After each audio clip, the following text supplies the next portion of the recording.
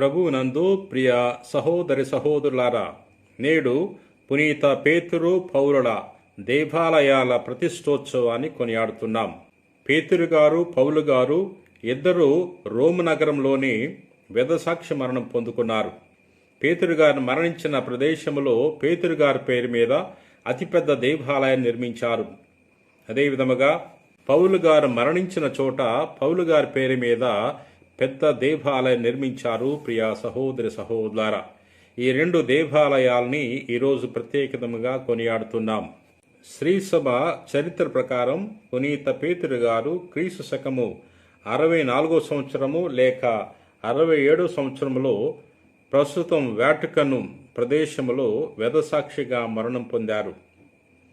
తమ రక్తాన్ని క్రీస్తు కొరకు సాక్షిగా ధారపోశారు. ప్రియ మిత్రులారా, ఆ పరిశుద్ధ ప్రదేశంలో పెద్ద బసిలికా దేవాలయాన్ని నిర్మించటం జరిగింది. ప్రియ సహోదరి సహోదరులారా, ఈ దేవాలయము ప్రపంచంలోనే అతిపెద్ద దేవాలయము, ధనవంతమైన దేవాలయముగా ప్రసిద్ధి చెందింది.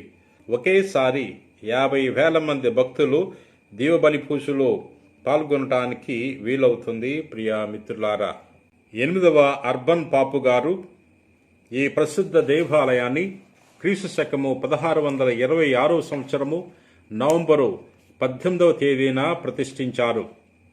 దేవాలయ ఉన్నత పీఠంకు క్రింది భాగాన పునీత పేతురు సమాధి ఉండేటట్లు ఏర్పాటు చేశారు. ప్రపంచంలో అతిపెద్ద 2వ దేవాలయము పౌలు గారి యొక్క దేవాలయము. ఈ దేవాలయము రోమ్ నగరంలో నిర్మించబడింది.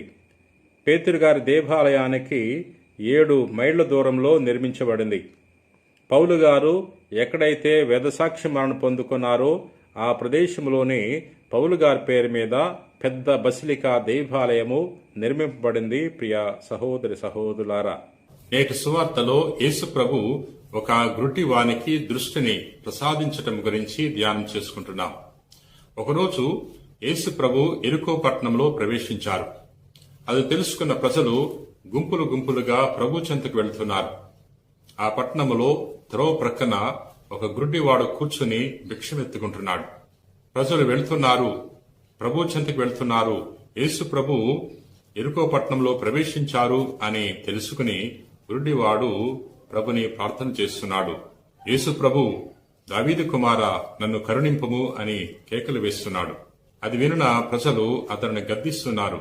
నీవు కేకలు పెట్టవద్దు అన్నప్పుడు తాను మరింత బిగ్గరగా కేకలు వేస్తున్నాడు. యేసు ప్రభు, దావీదు కుమారా, నన్ను కరుణింపము అని విశ్వాసముతో ప్రార్థన చేశాడు. తన యొక్క పిలుపులో విశ్వాసము ఉంది అని ప్రభు గ్రహించాడు. అందుకనే గ్రుడ్డివారిని తన చెంతకు తీసుకురామని ప్రభు ఆదేశించాడు. ప్రభు గ్రుడ్డివారిని ప్రశ్నిస్తున్నాడు. నీకేం కావాలన్నప్పుడు నాకు దృష్టిని ప్రసాదించమంటున్నాడు. ఈ గ్రుడ్డివాడు విశ్వాసముతో ప్రార్థన చేశాడు కాబట్టి ప్రభు తనకు వరమిస్తున్నాడు. ప్రియ సహోదరి సహోదరులారా, మనం కూడా మన జీవితంలో విశ్వాసంతో ప్రార్థన చేయాలి. రక్తస్రావంతో బాధపడిన స్త్రీ ప్రభు వద్దకు వచ్చి ప్రభు అంగీ అంచును విశ్వాసంతో తాకింది. వెంటనే స్వస్థురాలు అయ్యింది. ప్రియ సహోదరి సహోదరులారా, ఎవరెవరైతే విశ్వాసంతో ప్రార్థన చేశారో వారందరూ కూడా ప్రభువు నుండి వరాలు పొందుకున్నారు. మన జీవితంలో మనము కూడా వరాలు పొందుకోవాలంటే ప్రభుని విశ్వాసంతో ప్రార్థన చేయాలి. ప్రభు తెలియజేస్తున్నాడు, అడుగుడి మీకు వసగబడును, తట్టుడి మీకు తెరవబడును అని తెలియజేస్తున్నాడు. ఎప్పుడైతే మన విశ్వాసముతో ప్రభుని అడుగుతామో ప్రభువు తప్పకుండా మనకు వరాన్ని దయచేస్తాడు. ప్రియ మిత్రులారా, ప్రార్థన చేసుకుందాం. ప్రేమ కలిగిన ప్రభువా, దయగిన సర్వేశ్వర, ప్రభువా, నిన్ను స్తుతిస్తున్నాం, మహింపరుస్తున్నాం, ఘనపరుస్తున్నాం. నేటి సువార్తలో గురుడివాడు దృష్టిని పొందుకోవటం గురించి ధ్యానం చేసుకుని ఉన్నాం. గురుడివాడు విశ్వాసంతో ప్రార్థన చేశాడు. ప్రభువా, మేము కూడా విశ్వాసంతో ప్రార్థన చేసి నీ యొక్క వరాలు పొందుకునే వాక్యాన్ని ప్రసాదించండి. ప్రభువా, ఈ రోజున ఎవరెవరైతే ఈ వాక్యాన్ని ఆలకించి ప్రార్థన చేయుచున్నారో అటువంటి వారందరినీ దీవించమని మా నాథుడైన క్రీస్తు ద్వారా మనవి చేయుచున్నాం తండ్రి. ఆమెన్.